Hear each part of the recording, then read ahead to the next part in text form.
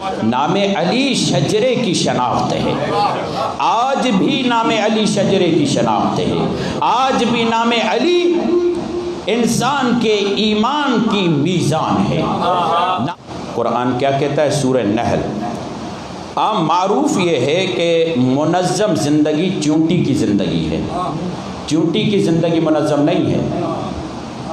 نحل شہد کی مکھی کی زندگی جتنی منظم ہے کسی کی منظم نہیں ہے۔ منظم ترین نظام اتنا اہم، نظام اتنا مضبوط ہے کہ اسی میں یعصوب الدین ہے،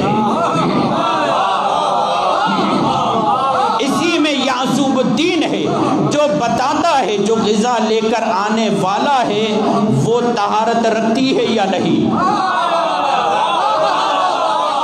یعنی پتہ چلا منظم معاشرہ وہ ہے جہاں پر طہارتوں نجاستوں کی تمیز ہو سکے، جہاں نجاستیں طہارتوں سے مل جائے وہاں ملاوٹ ہوتی ہے، وہ خالص معاشرہ نہیں ہوتا۔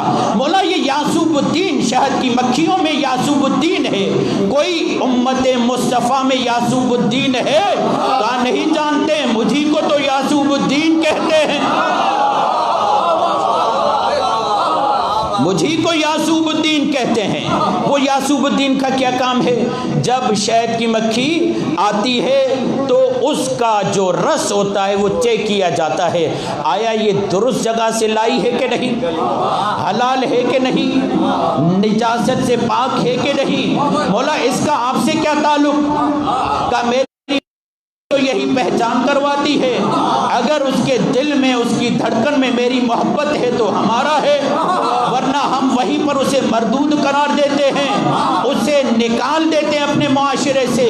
تو یاد رکھو نام علی یا اپنانے کے لیے ہے یا جدا کروانے کے لیے ہے، یہی وجہ ہے۔ قرآن نے کہا، کیا کہا قرآن نے؟ انما یرید اللہ لیذھب عنکم الرجس اہل البیت ویطہرکم تطہیرا۔ تلاوت کر کے اس آیہ مجیدہ کے ترجمے پر ذرا غور کریں۔ بالتحقیق اللہ نے آپ سے رجز کو دور کیا ہے، رجز کو آپ سے دور کیا ہے، آپ کو رجز سے نہیں۔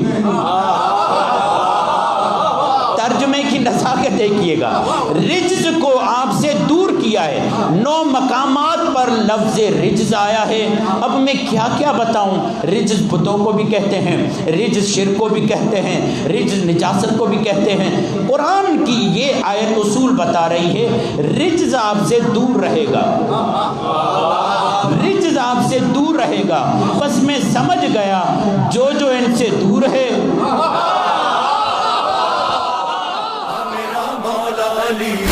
میرا مولا علی، ہاں میرا مولا علی، ہاں میرا مولا علی۔